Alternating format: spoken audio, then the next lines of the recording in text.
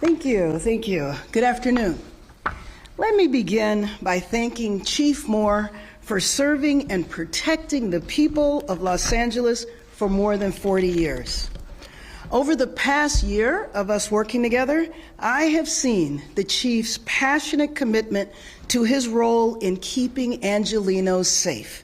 Homicides and violent crime are down compared to 2022, and the Chief and I, in a couple of weeks, will do a formal report, and I think Angelenos will hear some good news.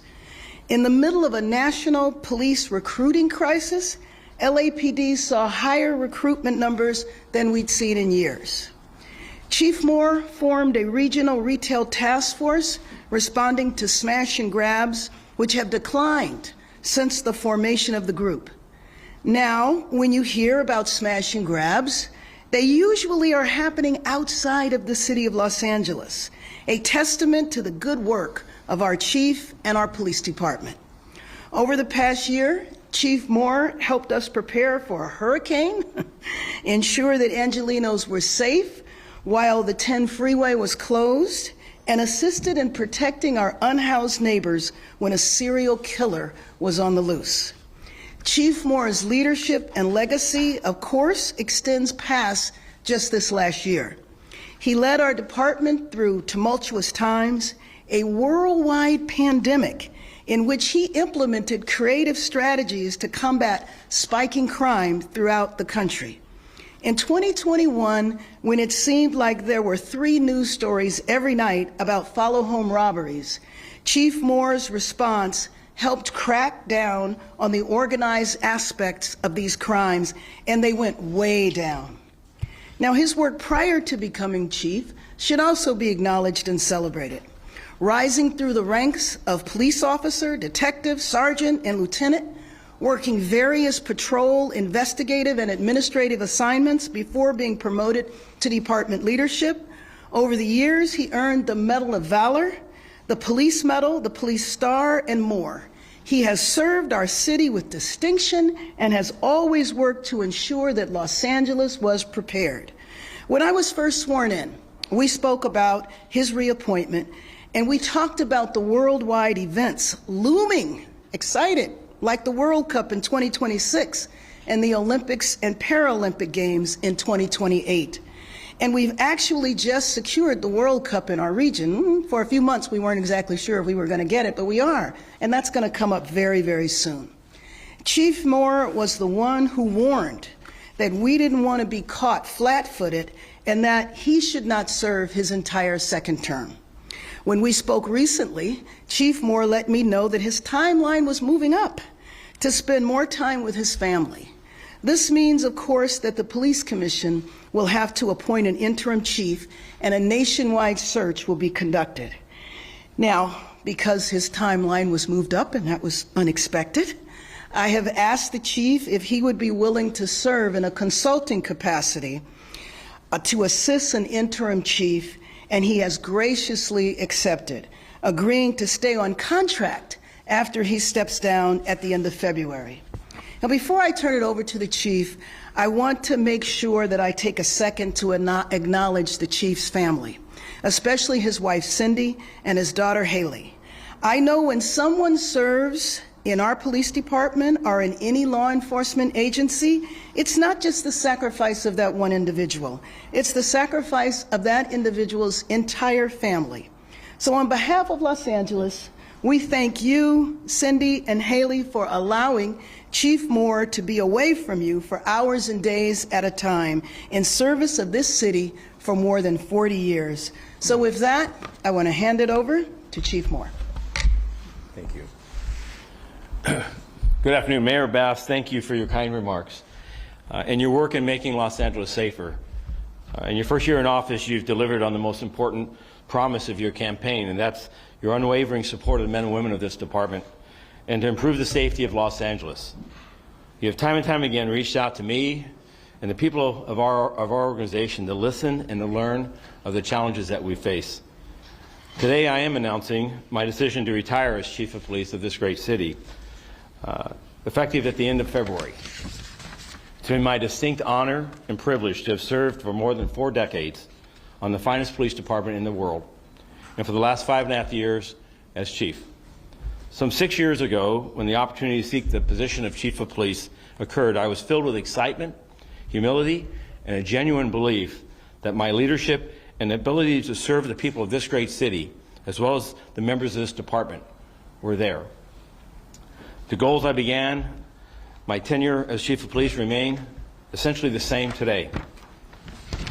Build on the successes of my predecessors, Chief Charlie Beck and Chief Bill Bratton, in bolstering public trust, lowering crime, modernizing our technology, and addressing the most pressing concerns of our people, that being the fairness of our disciplinary system and promotions, as well as updating obsolete technology and equipment.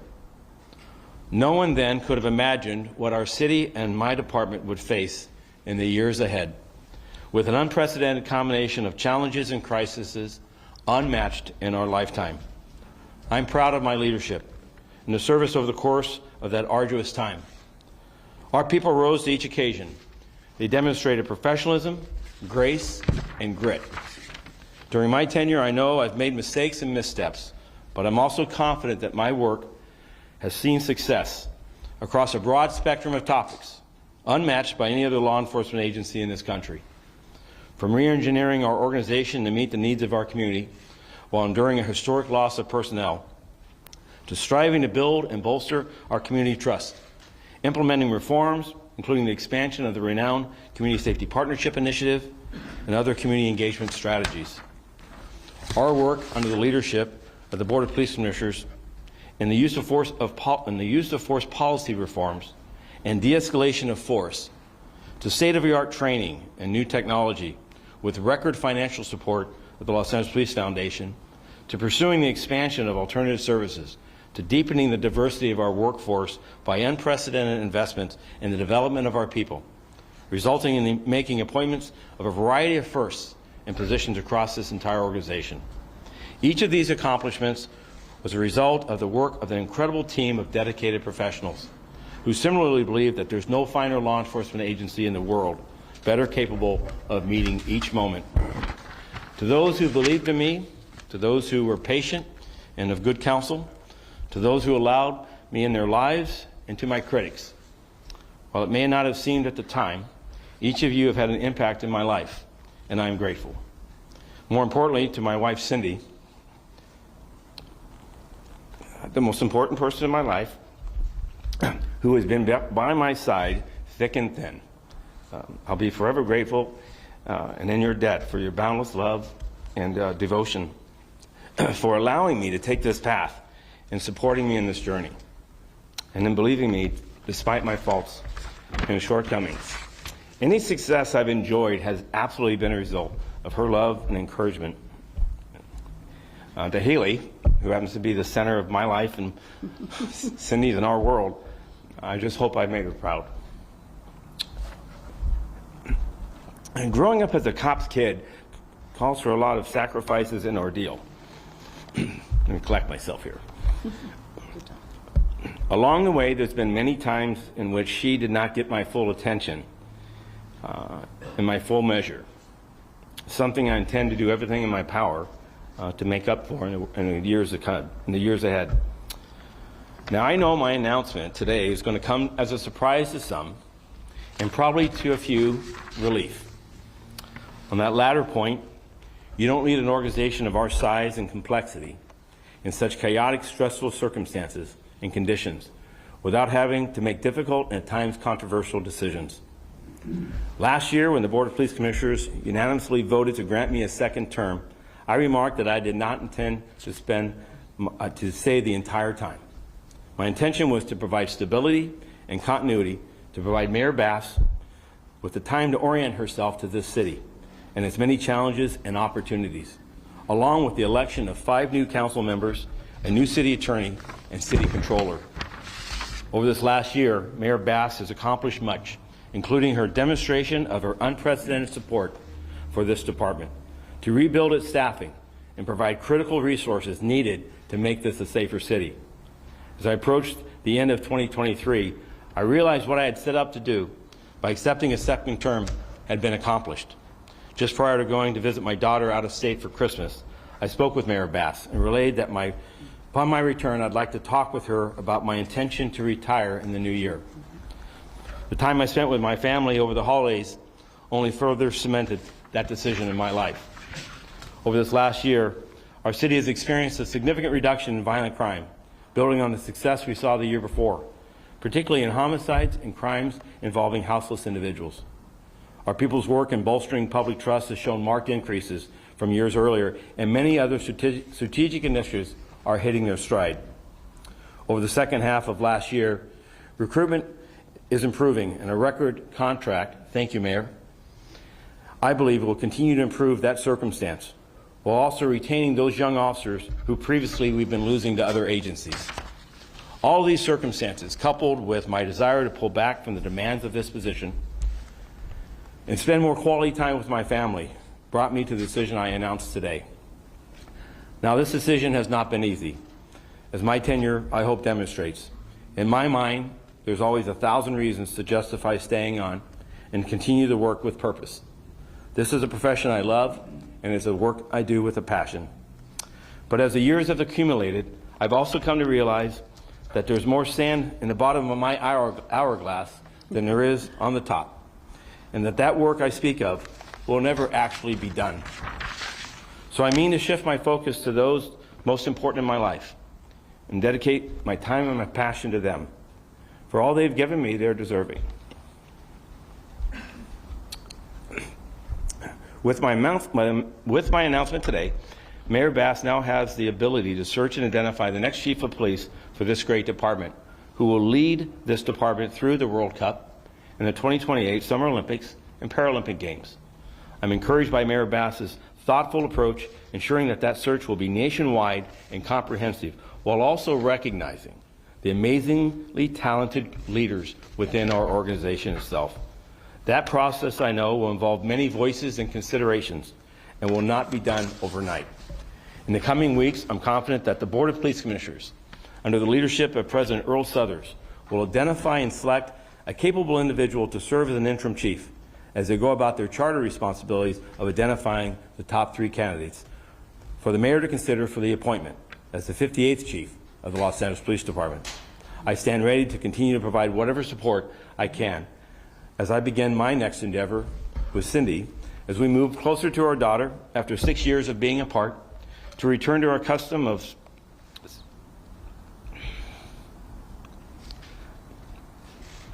Sunday night dinners and time together, while I'll also reflect with pride on my time with LAPD.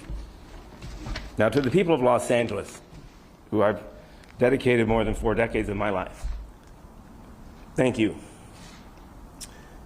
for your partnership, your support, and your encouragement. To every member of this department, past and present, I'm proud of you and the work you do each day in protecting and serving the people of this great city. I have traveled this world and this great country, and I hold with certainty that there is no one who does it better. There are many challenges and difficulties that remain, but your work to the people of our organization in these past years in the most trying of circumstances has been remarkable, and I am grateful for having the opportunity to tell your story. I'm humbled to have had the privilege to serve as your chief and will forever cherish the challenges and the successes enjoyed while remembering those who we lost in the service of the city. In closing, in all of this, I know with certainty that the future of this city is bright. And I'll miss sharing it with you, but I also know in my heart that now is the right time. May God bless the men and women of the Los Angeles Police Department, and may God bless the city of Los Angeles. Thank you, Mayor. Thank you. So we're going to take questions, just a few minutes to Josh and then to Dave. Yeah, a question for Chief Moore and then a question for the mayor. Chief Moore, when you were reappointed for 5 years, did you go into that thinking I was only going to do 1 of the 5 years? I know Mayor Bass described your timeline moving up. Can you speak specifically to what changed a year ago when you were reappointed? Yes, so I had as mayor then elect and then determined to be the mayor of Los Angeles, I had a decision to make about announcing to the Board of Police Commissioners whether I would seek a second term. I was encouraged by her commitment, her promise, and our first meeting I sat and identified what I thought were the most pressing needs for the city of Los Angeles, and most specifically, the Los Angeles Police Department. And on each one, she expressed her full-throated support. And I, at that point, decided this was a mayor that I wanted to see to be successful, and I would do whatever I could to provide for a smooth transition of her into power, her first year, and my communication to the people of Los Angeles and my experience with the Los Angeles Police Department is I did not want to put a timeline where people started counting the days in which this chief of police would be leaving. That would create turmoil within the organization and forces on this mayor that she needed to have protection from while she engaged in her first year. The course that she's taken this past year and what this city and her city council and what the people of Los Angeles have accomplished, and the men and women of this organization have endured and are beginning to build their way out of. There's many more things in front of me, but I'm proud of it. And I'll tell you that the 3 times I went to see my daughter with my wife, you know, the hardest part is getting back on the plane. So it was time. Thank you. And Mayor Bass, And let me just say, he's not getting off that easy because, as I mentioned, he has agreed to continue in a consulting capacity. And that's going to be very, very important when there is an interim. and Yes. Mayor Bass, maybe you haven't thought about this yet, but what are you looking for in the next chief of police for Los Angeles Police Department with all the big events coming up? So you are correct in terms of I have not laid it out, but let me just say, and we'll go into this in much more detail in a couple of weeks, but I really want to spend time with the officers to find out, you know, what their concerns are. But just think about it. I mean, we didn't know until just a few weeks ago that we were going to get the World Cup. But the idea that we're going to have the World Cup here and have people from all over our city in a very short time, I frankly appreciated it because the chief pointed this out to me. I mean, when I started last January, I wasn't thinking about that. But he pointed out to me, you can't have a brand new chief at the same time as these world events are taking place. You need to get somebody in advance so they can get their sea legs and manage the department, even if that's an internal candidate. And I'm certainly not closed, and neither is the police commission closed to an internal candidate. Next question is Dave and then Chase. 2 questions. One is, at any point in this process, Ms. Mayor, did you ask, suggest, or order the chief to speed up the timeline that you had? Because we were hearing previously that it was going to be 2 years and then you would be out. Well, actually, I'm not exactly sure where the 2 years came from because it was never clear. As the chief said, you know, we would not have telegraphed that because then that compromises. But no, I did not order the chief. Or ask her. Ask, order, what was the other word you used? Suggest. Suggest. And the other part was, I don't entirely understand why this is a consultancy. Why would you have an interim chief and then you keep this chief on as a consultant? It's not clear to me how long the consultancy. Well, oh, I'm sorry. Go ahead, Dave. Because if you got the guy there already, why wouldn't you want him just to be your chief and then leave when you got the new chief?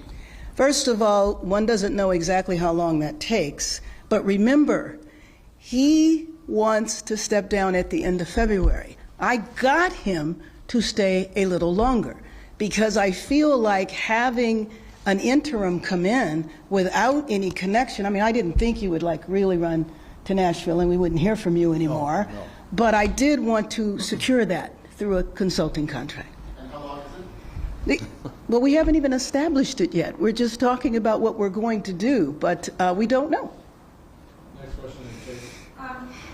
On the consultancy piece of this, again, I know this is all very new, but can you explain a little bit more about what that might look like? I mean, is it just chief you working with whoever ends up being the new person? Let me answer it, and then I'll turn it over to the chief. So the police commission will appoint an interim, and the chief has been gracious enough to say he would help that interim person. So I would imagine that you will have phone calls whenever, meetings whenever, basically whatever the interim needs. So I'm here to ensure that this department is successful. and that this mayor and the city is successful. And to the extent that no one is, I don't believe, the commission is going to choose and identify and then choose who is going to be that interim. And I have no idea who that might be. There's talented individuals within the organization, and it may be an alternative or someone that has previously been with us. No idea. What the mayor's invitation, and I'm here to support, is that there's any needs or consults or information or perspective or background, whatever it is, I want to see this city continue. I want to see this transition as smooth as possible, while also allowing me to move on to the next volume of my life. I'll say chapter, but I intend for it to be a much longer, I don't intend for it to be a very long period of time. But in doing that, I'm signaling a transition. This is a job that is 24/7, 365. I went and traveled to see my daughter over the holidays. Every day I was on the phone. Every day I had a wife looking at me saying, "Get off," and I won't use the rest of the words. And I had a daughter as well, reminding me I was on vacation. We had three people killed in a hit and run. We had a double homicide and 8 people killed, 8 people shot on New Year's Eve. We had a hate crime in San Pedro where a man was, a car was visually attacked. You as a chief, you don't just step out of that and because you're on vacation. My experience has been that you may be away from the office, but your mind and your effort is always about the city. That's what makes a successful chief. I'm looking to take a step back from that, and to take a step back after 42 years of working in that manner, because I believe that's the best manner do you serve people. And at that time, I'm not a person that's either on, I guess that's either on or off, but I look to serve and just not walk away and say, you figure it out. You figure out where the information is. There'll be forces and dynamics in play that people will try to, and I hope will ask for perspective that I'll offer. It'll be their decision as to what they do and how they move forward. Just one other quick thing, just given all of that, and you touched on some of the complexities of policing in LA, do you feel it's important, if you said it's going to be a nationwide search, do you think it's important that the person coming in has at least some familiarity with Los Angeles? Of course. Okay. Yeah, last question. Sorry. Oh, you had a second. Yeah, go ahead. Why? As I'm sitting here, I'm thinking back to a lot of things. Thinking back to Rampart scandal. Now you were put in that position to try to deal with that crisis. Think about the day you took over for Chief Beck. A lot of water under the bridge. And I understand some of this emotion, but it's coming out. I guess what I'm curious about is what do you see as the words you use, the most pressing needs for this next chief?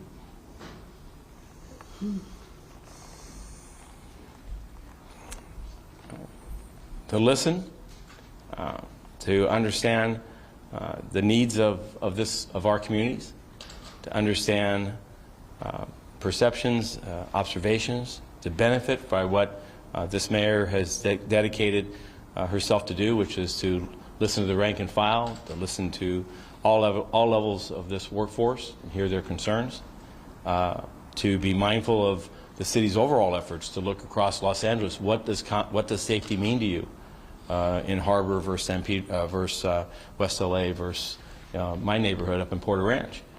To listen and gather, and then use their experience, use their knowledge, use the benefit of wise counsel, and to ensure that this department stays on a strategic path, that we avoid the mistakes that we've had in the past, that we don't try to enforce our way out, that everything is not a police function or a police responsibility. All the things that this mayor and this state of the city, I think, has learned well.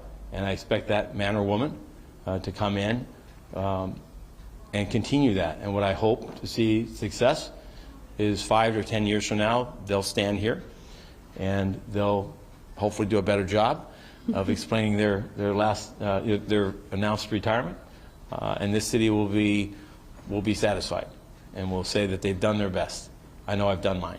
Chief of LA, you mentioned your critics, so you can imagine there are people that might be skeptical of the timing of all of this, given some of the reporting about, you know, an order for an investigation about the mayor, you're not, and you know where I'm going with this. In terms of people who might have those sort of cynicism, what would you like to say about that, considering the time concern? Well, let me be clear. 2 + 2 does not equal 5. The Los Angeles Police Department, no matter how many times you say it, no matter who says it, Los Angeles Police Department Internal Affairs Division doesn't conduct investigations on anyone outside the Los Angeles Police Department. What is amazing to me and disappointing, and I shared this with the executive publisher of the LA Times directly, what will you publish? What are you willing, what scandalous and salacious things are you willing to do? And do you realize the undermining effect it has on the credibility and the confidence people have in public government? We wonder why people look at us in such a cynical fashion, but yet we feed them with information that is absolutely without any merit or truth. It's an absolute lie. And unfortunately, we have people who are willing to do that, including people, which really hurts, within our own organization for their own selfish purposes. So I am confident. When I spoke to the mayor and apologized to her in the event of this, she assured me that there's no daylight between us. And I'm not up here feigning something. I support her. I support this city. And I am leaving because I've done enough.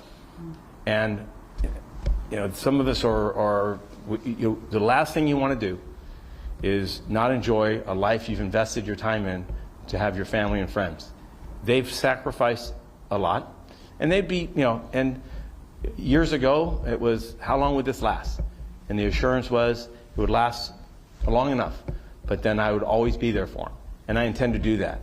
On Thursday, just to be personal, we had a 29-year-old police officer, picked up cancer on August, and he died in August. I've suffered, you know, one of the worst parts of this job is I talk to officers and their patients bedside, survivors, where we lose people. And they had a promise. They thought they were going to have a retirement. They thought they were going to enjoy the good years, the golden years, and it was taken from them. So as I said, you know, there's more sand in the bottom of my hourglass than there is at the top. 63 years old. This is a job that takes its toll on you on a number of different levels. I'm ready, and I believe that we're in a good spot. And I also know that this organization is not ran by me. It's ran by 12,000 men and women. And I look forward to them continuing and them continuing to be successful. Let me, May I just ask you real yeah. quickly about the Supreme Court taking on, you know, the fight over restrictions over encampments, because the centerpiece of this first year has been inside safety, given the fact that the majority of the justices are conservative as well. Well, first of all, let me just respond that I have no concern in terms of the investigation, and that had nothing to do with the announcement today. So I just want you to hear it from me. No daylight, as the chief said. In terms of the Supreme Court decision, yes, I am concerned about it. The decision that was made today, though, I know that the Supreme Court can still take it up on that other case. What worries me, though, is that I don't want our city to turn in a direction where we then begin to criminalize people who are unhoused because we can. I don't want to see that happen. And then what we tried to do last year, and will obviously continue this year, is to show to Angelenos that we can get people off the street and not just move them from one block to another, but actually get them housed. And I do believe that if Angelenos see us continue in that direction, and we, of course, are going to, then we don't have to worry about Los Angeles going in that direction. But I certainly worry about other areas going in that direction. Thank you all. Thank you very much. Thanks so much.